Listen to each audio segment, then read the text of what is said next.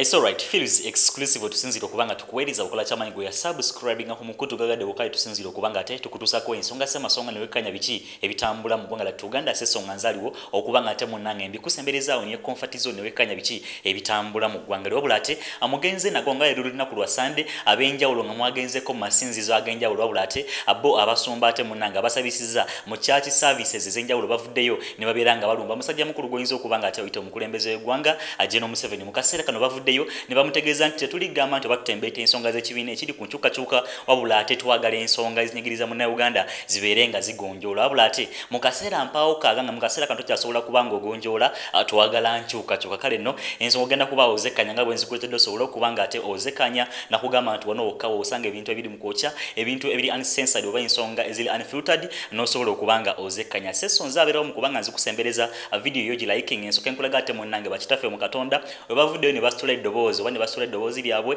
ne balikangula ku nsonga ezinyigiriza munnayuganda nga bw'ogenda okubanga obyekkanya. His Excellency Robert Kyagulanyi Ssentamu ali favored ku side ne nasobola okugamba nti ab'enkyukakyuka bo bakubye gudiikudde mu church ez'enjawulo nga bw'ogenda okubanga ate ensonga ozekkanya wabula ate nga tuvuddeko mu masinzizo ab'enjawulo nabo bagamba nti protest vote ye answer His Excellency Robert Kyagulanyi Ssentamu alina okubanga atuula entebe mu ntebe mu mwaka guli 2026 ennaku z'omwezi genda kuba 15 ate munnange bagenda okubanga baja applyinga mu ngeri gyewandi government y'obukambwe oba mu ngeri gyewandi government y'emitendera gyonna mwe bagenda okubanga bayita tewali kigenda kubanga ate kibalemesa nga mbikuletedde ogenda okubanga obekanya nekala sukembere nga mbikuwako mu bujjuvu osobola okubanga ate munnange obyotabulira wabula ate ashikashila fudemba kugamba tomwerabira musaale nnyo mu mbeera okuba nti ajjanja bagattako n'okuba nti agonjoola ebizibu byonna ebyolekera mu bulamu akusomera kitabo kitukuvu Kulamu obulamu n'abeera ng'abuzza mu nteeko gwena alina ebizibu ebyenjawulo toganja toweebwa tofuna sente zikuyita mu ngalo abeera nga omukoonako kunaba esimjolo besimbyeo 10 ku screen yo ajja kuba kuvumula ajja kuba kujanjaba ojja kuba okomawo okubanga ate omwebaza kale nno njagala tutandikireko n'ensonga nga bwenzikuletedde osobola okubanga wekkanya faaza kibi ate munnange bwavuddeyo nayambalira musajja mukulu General Kaguta Museveni ali nga mugamba nti ate osala n'obeera nga oddako wabbali abakulembeze abali ku saidi y'enkyukakyuka nabo ne basala ne babeera nga ate munnange bakwata mu kosoko omwekanye okomawo tuyengereko n'agaleero Manyi bagamba Kereziya Katolika lwaki mwogera ebintu ebibi ku bantu abatukulembera mu ggwanga abakozi obulungi obutagambika who are here to protect the gains of the country mwogera ki netugamba abunange ffe bafaaza tetuli partisan tetulina kibiina kyetuwagira but for us we are proponents of good governance of accountability, values of integrity, transparency and proper use of our resources. Kyekyo kitufuula Kereziya n'oyogera kuba Kereziya bulijjo ebadde n'abanyigirizibwa Kereziya ng'ewa obuyambi tewa bakatoliki bokka tuwa bonna n'abatali bakatoliki bw'ogenda mu nsinga Burundi Kereziya kumpi ekola byonna abaana basomera mu masomero bwerere Kereziya nga yebwerera mubeeranga n'essuubi nti you'll be comforted then wherever you go be meek hunger and thirst for righteousness be merciful be pure in heart be peacemakers mukolanga bituufu muno mu Uganda nze nyinalanga n'abantu besaagala abantu babbye sente zaffe bazibana mu lwatu n'abalanzi abantabudde be baagala okudda okwesimbawo nga bakulu abo nabo bantabudde sinnabategeera abaagala okudda okwesimbawo nga bakuze nnyo sinnabategeera nga olaba omuntu ono ayogenda okwesimbawo tajja kusobola kutambula mu constituency tasobola bwa minisita naye ng'aweddeyo ng'asobola n'okusumagira ng'atambula obanga bwe yeebaka tali shuwa oba anaazuukuka kati ng'ate ng'ayagala munonde ng'ola abaagala kutubba baanamu abavubuka tubatuma mugende mubere b'amaanyi abantu abali mu evening y'emyaka instead of being mentors they are tormentors to the younger generation mugende mukozesa obudde bammwe mwagalenga ekituufu baana mmwe muyimiriranga ku mazima tubatumanga maza university mugende mwesimbewo muranenge mu ggwanga lyaffe, be drivers of our economy. Abantu bagamba wherever you go, remember to raise high the flags of your father, the flag of your mother, the flag of your parents and grandparents. Wherever you go, mulaga abantu ti bana abasajja n'abakazi babaweerera, babagunjula, temuswazanga bazadde bammwe. Mubalaganga gye mulikolera oba mu kampuni oba oli mu Amerika oba oli Bungereza, mulaganga nti ababazaala b'amaanyi, mudifendinganga amannya gaabo mwe mwava. Abalungi abatuuliriza era abatulaba, olunaku olwaleero tukyaddeko ewa Sheikh Ashraf Dembe. Sebo nsanyusa okubalaba. Amannya agange nze Sheikh Ashraf Dembe. Akola ku bizibu by'enjawulo. Omuntu singa aba alina ebirwadde, musomereddwa, tumuwa amazzi ga lukuya nga bw'obadde ogalaba, tugenda abantu ku kyoto ne twokya emizimu emibi egibabaamu. N'okulomba edduwa, abantu singa abeera ng'ali wano atuuse, sobola okumulombera edduwa. Ne waba atatuuse nga mpadde amannya ge naye ng'ali wala. Neetaase enamba yange yeno eri 0701763711. Namwe bannyinaffe abali ebweru oyagala okuba nti oyagala okulombera ku dduwa ng'olina ebizibu, viza zibuze, amaka gakolongotana, sente zikola zimpita mu ngalo, ojja kumpeereza ekifaananyi kyo n'amannya go, ebyo byokka bijja kummala, nja kukulombera edduwa, ojja kutereera. Olunaku olusembayo mu mwezi mba n'edduwa ey'awamu ffenna n'abalwadde bange abakadde n'abapya. Salaamu alaikum warahmatullahi wabarakatuh. Sobola kugamba nti ate ye munnange Faaza Kiibi yazipatana mu mbeera okuba nti alumba omukulembeze w'eggwanga obagattako nawe bekikwatako mu buli nsonga zonna ng'agamba nti twetagamuko n'enkyukakyuka okwenyigirizibwako kungi mu ggwanga lyattu Uganda, wabula ate ng'alabudde n'agamba nti tali ku side oba ataspecify nga kibiina kyaliko, wadde nga ate munnange ab'ebibiina eby'enjawulo nabo bandyagadde okulaba ku nkyukakyuka naddala abali ku side eno agyewandiise ey'opposition. Kale nno ekibiina ekiri mu buyinza kyo nsobola okugamba ate munnange akisabudde atakirese waggulu mu church service, abasabidde ku side eyo abo nsobola okugamba ab'enkyukakyuka bokka abe babadde favored mu nsonga ezo, ate munnange batabadde bankyukakyuka abe ensonga zibatabuseeko. Wabula ate nkutegezezaako nti nga tuvuddeko mu masinzizo oba ne mu makanisa ag'enjawulo abo ate munnange abantu ba bulijjo nabo bagamba nti nedda protest vote ye answer, tukoyo okubanga tutiisibwatiisibwa abo bewandiise abakulembeze mu ggwanga lyattu Uganda, agattako nabo bewandigamye nti balina obuyinza, era musajja mukulu CDF nga Dr. Muhoozi Kanyerugaba avuddeyo n'abeera ng'ayisibwamu amaaso oba gewandiise agengege. Sooka wekkanye katambi kano okomewo otuyengereko n'agaleero. Lugabo yatutiisatiisa. Muhoozi totutiisatiisa nnyo mwana, tetuli baana ba Museveni, tetuli ba famire y'omwana, ffe tuli bannayuganda 5. Kitegeera wadde abannakenya bayite basiire ne leero genda labako ku basiire Ugandans when they are fighting for their freedom, ate nga tulina olwanirira emirembe gyaffe, mwe famire yammwe tegenda tufu tubbalako.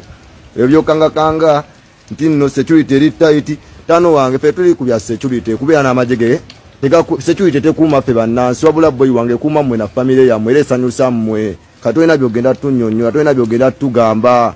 Okitegera Uganda boy wange si bwakabaka bwammwe, ti bwakabaka bwa Museveni na famire ye baba, nti Museveni wafa kuba ye Museveni agenda kufa. Ate era wana bataduse Uganda tugenda munyalisa tumutte sure. RIP Museveni's family and Museveni's cabinet. Nero tutiisatiisa nnyo, tugenda mu protest vote. Tokyayinza na kizza amabega mayiniga. Kyogamba muzeeyi asobola oyimirira mu nkuba nga nze wenjiyimiriddemu obagwe.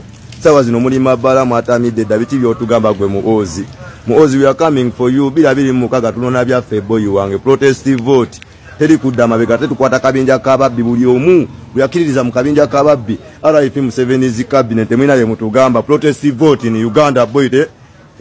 Fa bagamba 5 regime yaffe. This is not generation EBS and this is not COVID-19. RIP Museveni's cabinet tujja wamma.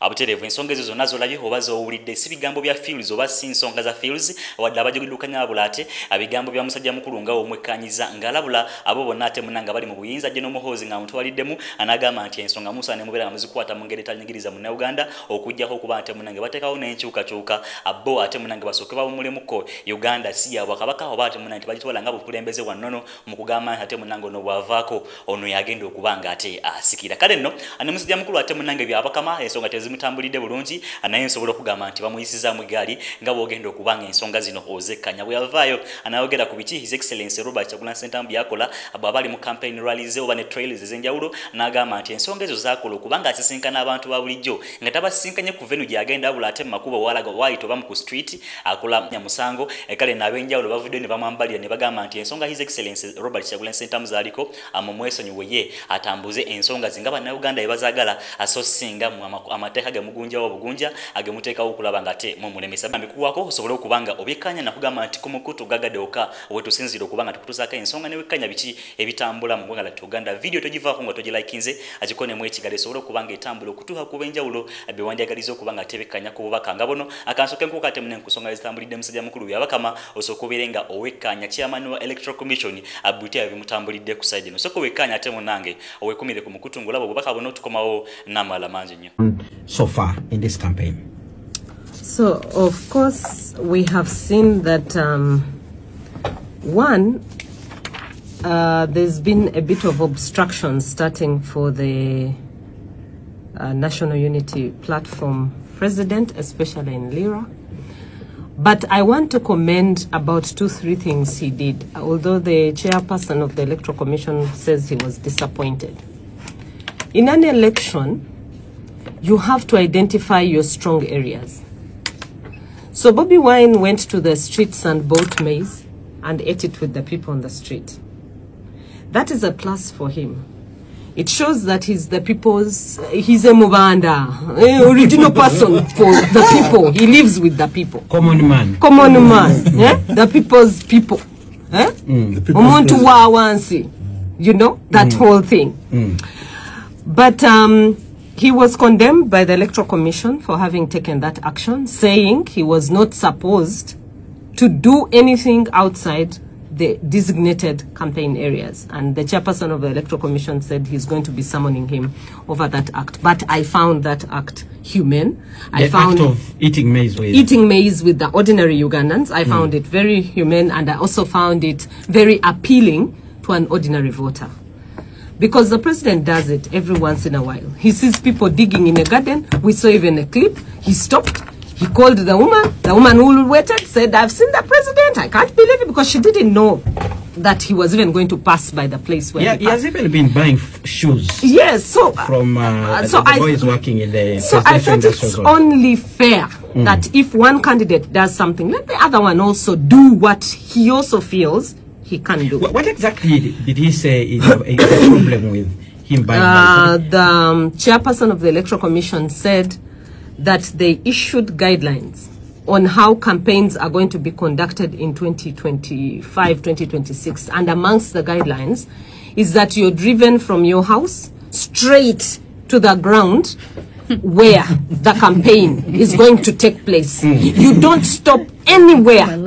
You do not interfere with business centers, roadside traders, and ordinary citizens that are on the road, and ensure there are no processions.